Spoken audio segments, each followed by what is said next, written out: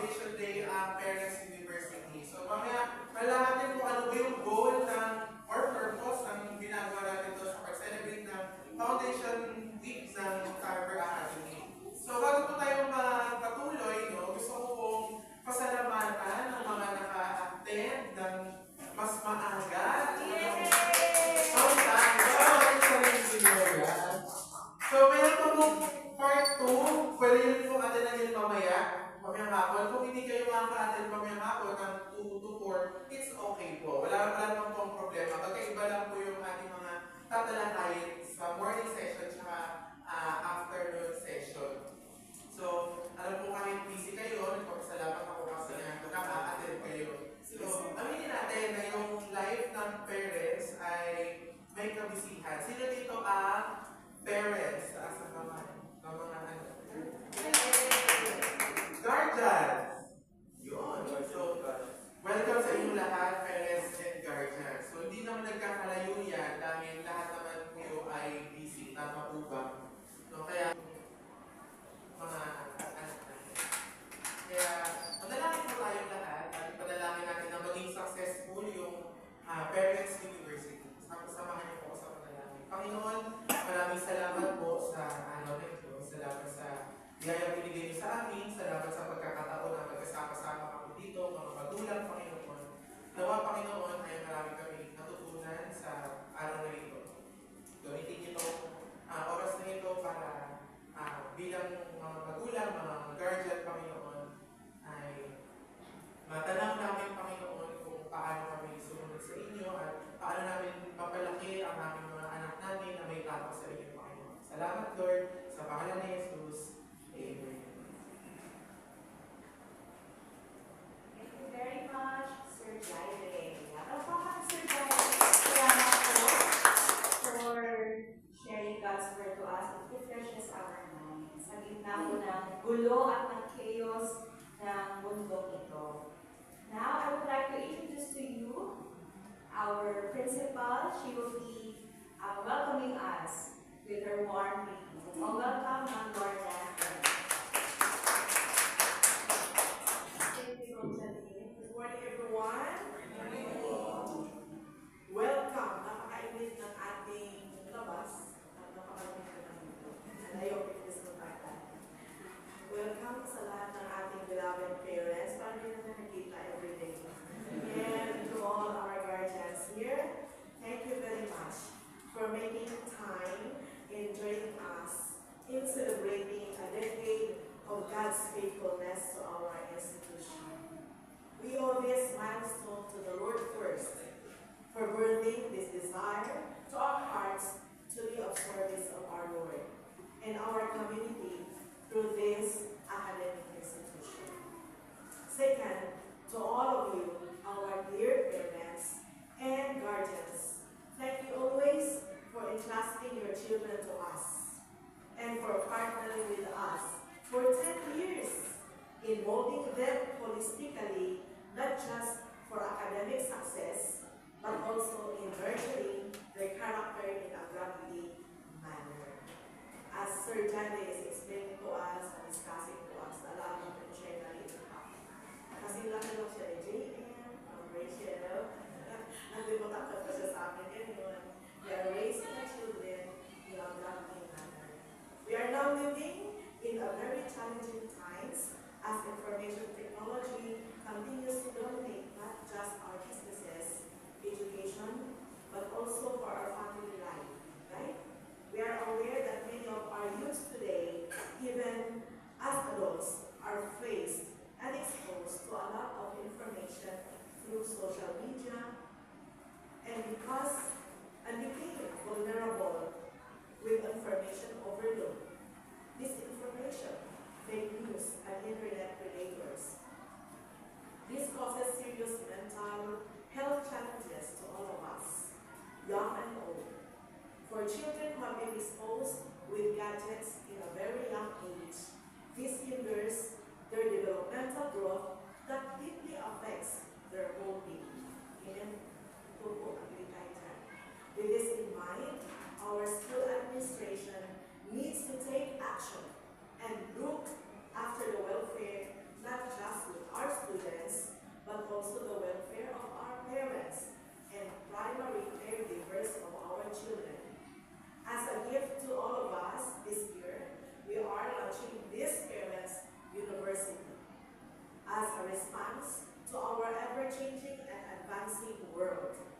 This aims to equip, empower, and encourages us parents and guardians, our fellow partners in this endeavor, through free seminar with our highly esteemed resource speakers who flourishes in their respective fields. We need to help ourselves first and step up and fight for our children's future and our families by keeping ourselves healthy first and empowered to face the challenges of the time. I hope that through this Parents University, we will strengthen our partnership in training our future holistically in the power and strength of the Lord. Again, welcome, and I hope we will be refreshed through our sessions. Happy 10th anniversary, Tabra Academy community, and God bless us all.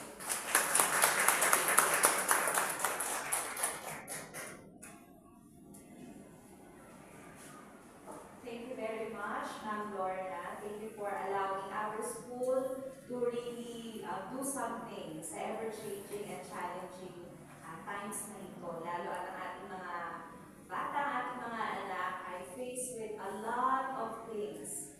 Tayo naman to will be equipping ourselves and also looking after our welfare also.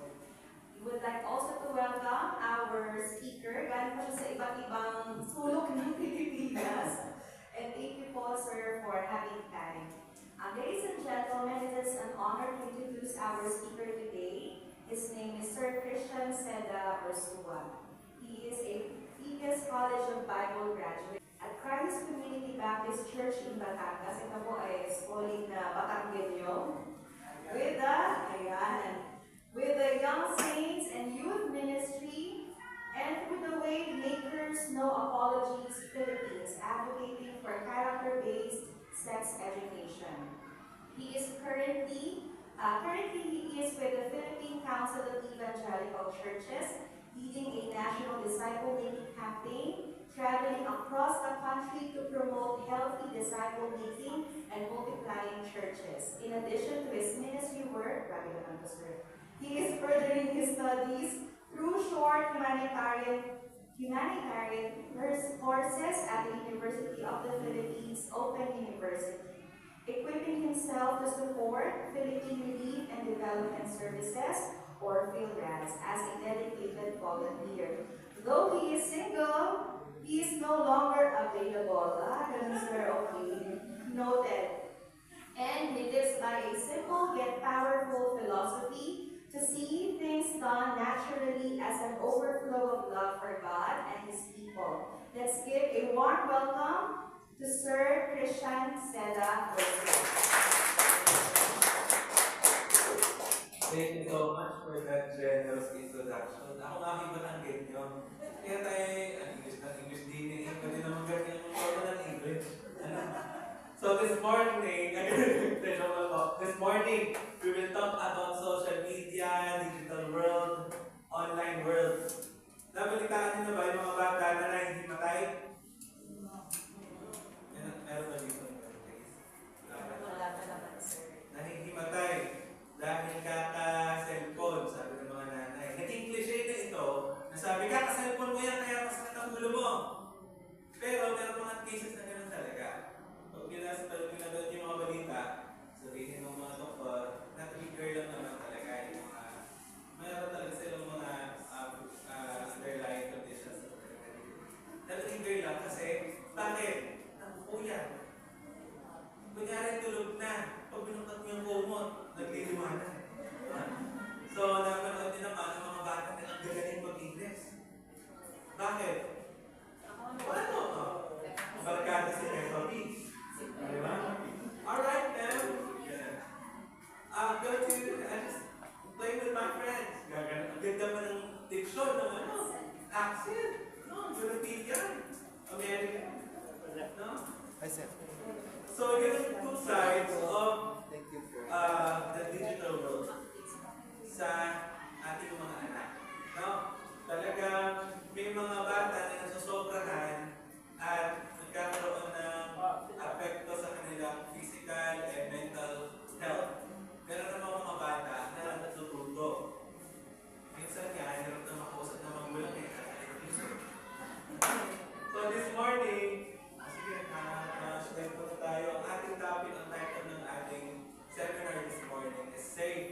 No? SAFE, S-A-F-E, Social Media for Kids. No?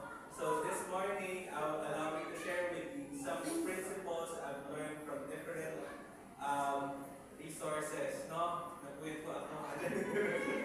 Yun ang kagandahan. Siyempre, hindi tayo mag-share ng puso-puso lang para sa Tarbor parents. No? So ito ay based on more than 10 resources around the world and even locally. Yung mga nagtuturo tungkol sa digital parenting. No? Narinig nyo na ba yung term na yun? Digital parenting? Hindi pa. No? This is about allowing parents to guide their children to the digital world. Kasi that's the reality. Sino kung lumaki dito ang meron ng internet? No, eh ngayon yung bata, kakalabas pa lang. Pinapatugtugan niya na sa ano. Mamaya para sa tumahimik, pinapanood na ng mga video. Later we will see kung ano nga ba ang realities, ano nga ba ang mga challenges sa pagpapalaki ng mga anak in the digital world. No? So raising responsible digital children. Allow me also to add an introduction. Yun nga po, ako po ay isang youth worker din. And yun nga po, advocate for digital literacy. I've been serving with different churches for a while. Ngayon po ako ay nasa youth group na Christ Community Campus Churches, Batangas. Nag-disciple, nagtuturo ng mga kabataan. High schoolers at the college. And also, I've been part of Awana Club. Awana Club is an international children's club na nagtuturo ng character education, biblical principles ng mga bata. And then, I've been a facilitator also of what we call no apologies. Now, yung mga principles mula sa seminar na ito, ang no apologies is this character-based sex education. Kung nabalitaan sa TV, di ba? Init yung balita tungkol sa parang yung mga anak natin tuturuan ng tungkol sa sex, ganitong edad pa lang. No? Itong aming advocacy has been here in the Philippines for a while time. Pero hindi ito nagtuturo na upfront na tungkol sa sex, paano gumamit na ganyan. Ang tinuturo namin ay yung mga principles, values, para maiwasan nila yung mga high-risk behaviors towards sex, and even addiction to social media. And also, ngayon po ako ay bahagi ng Philippine Council of Evangelical Churches, helping churches nga po in different capacities to disciple the next generation. Ang familiarity ko sa social media, halos araw-araw nandito ako dahil ako ay social media manager din ng organisasyon ito, ng kampanya ito. No? Ako po ay bata pa lamang naman ako, wala pa nagpasa kalendaryo. Ano? Pero, I believe nga I can share with you some realities kasi lumaki na ako na meron ng computer, meron ng internet. So, I can relate how you can raise your children sa digital generation right now. So, meron akong activity, tingnan natin kung gagawin ko. So, magto-throwback muna tayo. Tingnan natin kung gano'n kayo ka-techy, lumaki. Okay, let's have a throwback. Sige po.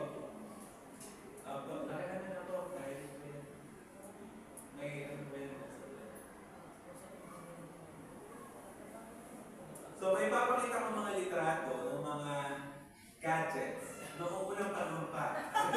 Kala naman kasi nakakatandaan natin eh.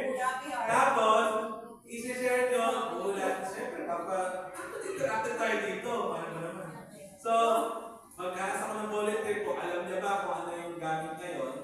No? Tapos, share niya kung ano ang experience niya sa gamit ngayon. At ano na ang technology na napalit ngayon doon sa gamit ngayon. Lagyan natin ang example. May full ano po yan. Ito po. Touchscreen pala ito eh.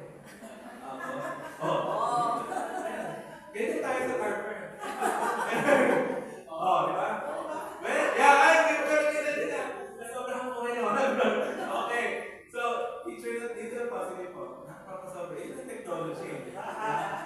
Napapasolo tayo. Yan! Okay, sample! Ano po ito? Ayan. Ano gamit ng kaset? Recording, music. Ayan. Pero minsan, hindi, paghuli ng manok yan, hindi gagawin mo dito sa... Kasi, ano na po ba rin sa kaset ngayon? Spotify. Spotify, YouTube, ano? YouTube. Okay, volunteer po tayo ha. Volunteer tayo. Ano po ito?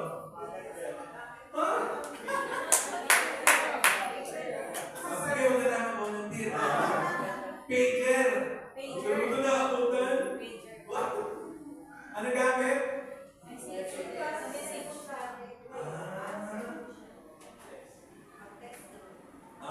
Ano mga visual yung tinetext?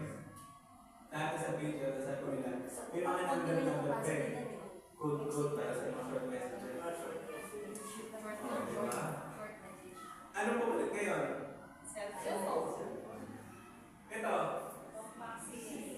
Compact disc. Ingat ko sa internet. Ano ba yung sinasindi? Compact disc. Anong gamit? Pang-store ng data.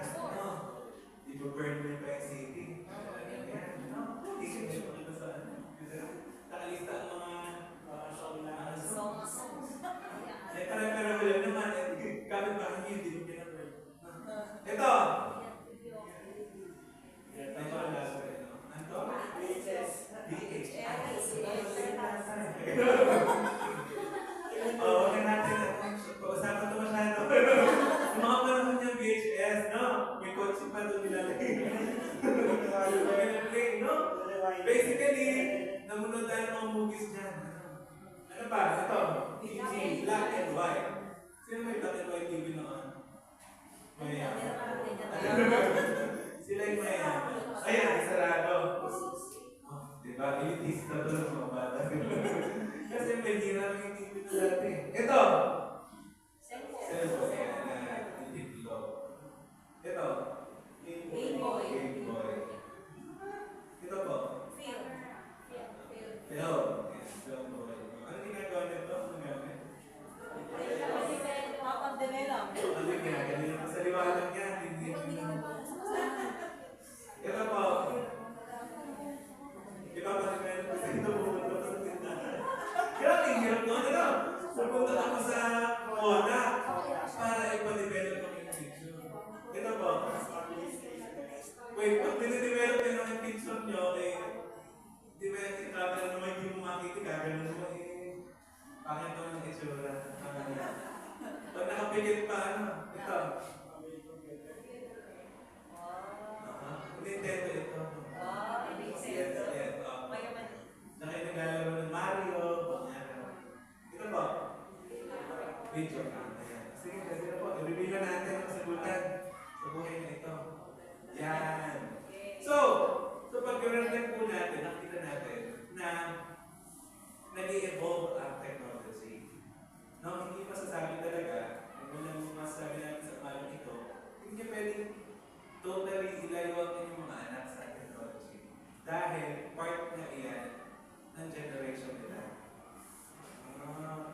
So today, makikita natin that using social media or technology is not inherently beneficial or bad or harmful to young people. Ito pala yung link, kaya pinapirap ako. Hindi ko ba nga. Bakit po?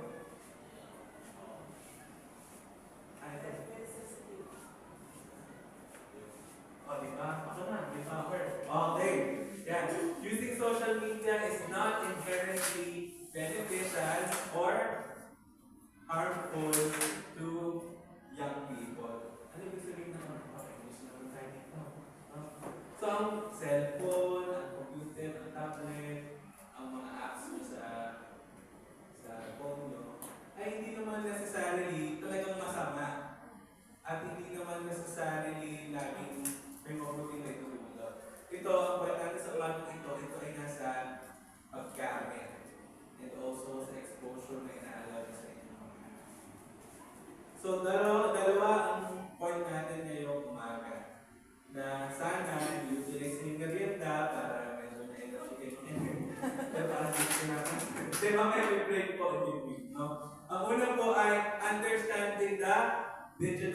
Huwag na rin akong picturean, ako nangyayari. At hindi, yung slide na ito, pwede ibigay sa inyo.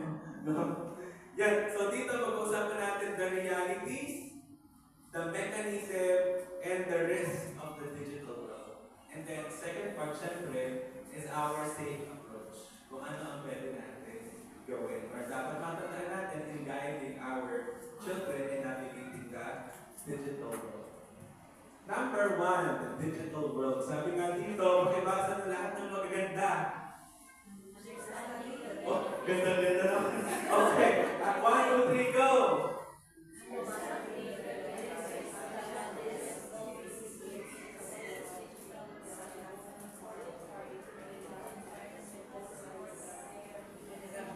Ayan. Kaya dapat talaga, dapat meron tayong, huwag tayong papaiwan bilang mga magulang, bilang mga guardian.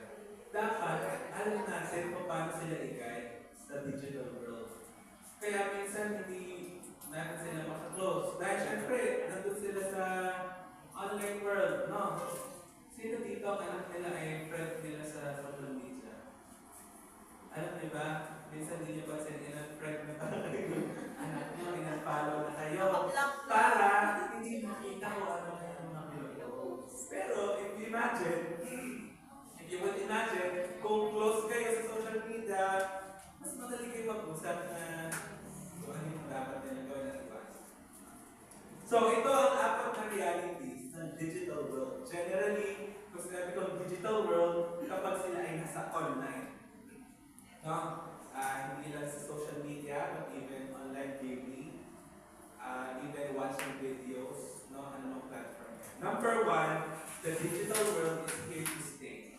Ano ibig sabihin ko doon? Hindi na wala yung mag-i-evolve na. No? Dati wala namang Netflix, saan nanonood ang mga tao ng mga videos? TV. No? Wala ka ng pakilising, sa TV, na balita, hanggang mapakinggan ang bago lumang hinirang sa gabi.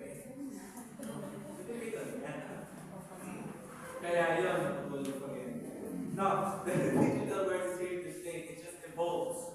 No, nag-i-evolve lang.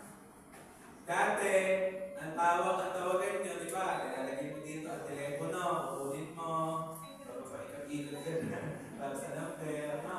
Papapakinggan mo lang ang boses. Nung nawala na yun, ang bumalik. Nagkipindot ka lang dito, ngayon, pipindutin mo lang kayo, may mukha pa. Wala ka lang tayo.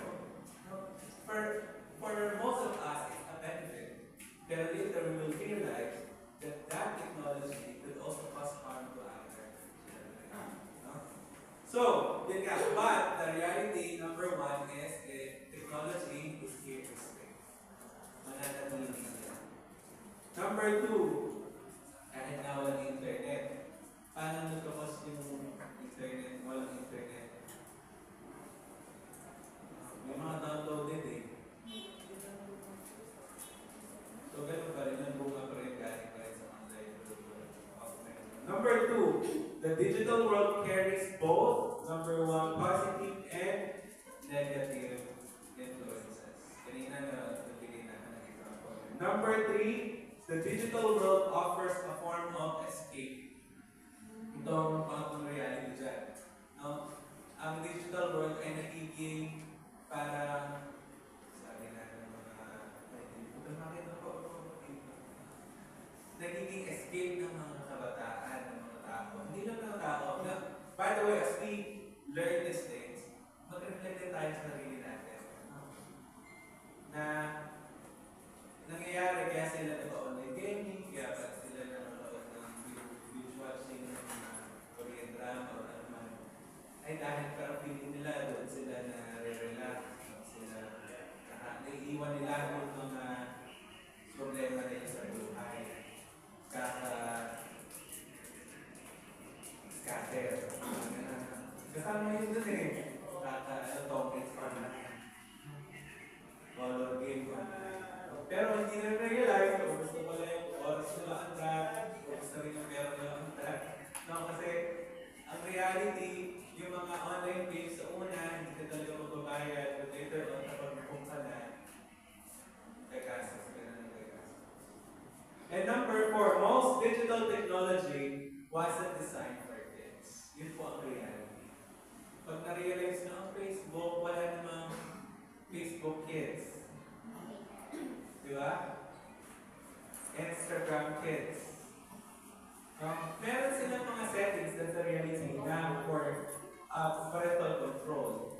Pero sobrang minimal ng effort nila para ensure na hindi na-expose ang mga kabata sa mga bagay na hindi dapat sila na-expose sa age. So, apat na reality ng digital world.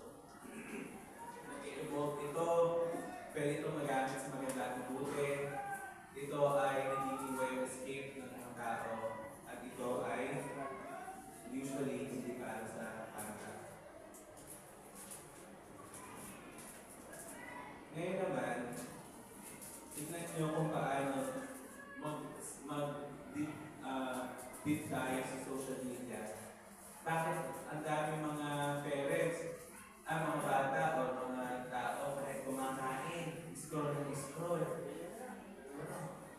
Naliligo. Nagpatulog doon sa banyo eh. Tapos naliligo eh pa. Sa lahat na napupuntahan ay nanonood. Bakit kayo? Number one, itong mechanism ng social media. Number one, it allows you to project yourself differently, no? In another version of yourself. Sino gumamit dito ng filter? Yung magkaganda? Sa filter ay kakainis. Sila na ginaganda. Pwede kayo nauso naman talaga. Gaganda nga naman, explain ko pala kapag ako'y kulot. Kapag ako ay morena.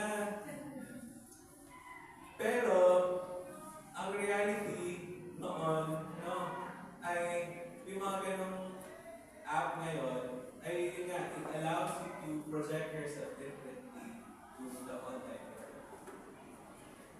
Kaya ang reality, maaaring may mga kausap ka na bata-bata pa itsura, sa totoong buhay pala, matanda na. Nakita niyo ba yun sa mga news? Yung mga scammer, no, ang ganda-ganda, kasi pala yung mga lalaki. Tapos kung kita na sila, hindi pala yun. Pero, extreme degree na yun. Pero ang reality sa atin sa commoners, hindi naman tayo mga vloggers at ano. Pero tayo, gusto natin maganda talaga yung tsura natin sa social media. Tama, mali? Tama yan. Pag may birthday yan, dapat maganda ang kuha. Di ba? Hindi ka nagpo-post ng pangit ang itsura mo doon. Hindi ka papayag. Social media na nga, mapakala pa tayo. Di ba? Ganun tayo eh, no? Yun ang number one, ang mechanics ng social media. Number two, anong pakibasa ng mga pogi? 1, 2, 3, go! Sorry naman. Likes, shares, and comments makes you feel affirmed and accepted. Kaya ka nagpo-post ng mga yan. Kasi tuwa ka kapag ang daming nag-view o kaya ang daming nag-like. Pag pinagkakagulo ka sa social media, piling mo artista ka na. No? It also works the same with our children. At minsan, meron pang site na, ay walang nag-like sa Facebook. Minsan nga, pinagdalata ka na, papalike mo nito. Di ba yung mga contest? No. Pa-share po, palike. No. Lahat ng friends mo, minention mo na sa iba ba? No. Pero, kapag walang nag-like, anong nararamdaman mo? Dahil pag silang nag-aas, pinalike mo lahat. No? So, ganun ang mechanism ng social media. No? Number 3, ano kung baasa dito? Algorithms. Algorithms will supply you with unlimited content based on your interests. Nanood ka ng luluto, okay na to. Basta okay na to. Mamaya, pag ganun mo, yun na naman. Ibang putahin na. Mamaya, pag ganun mo, iba ng language, Chinese na. Nagluluto ka rin. Because that's how algorithm works. Eh, ang delikado, minsan naka-auto swipe kayo sa TikTok. Kung saan na napunta.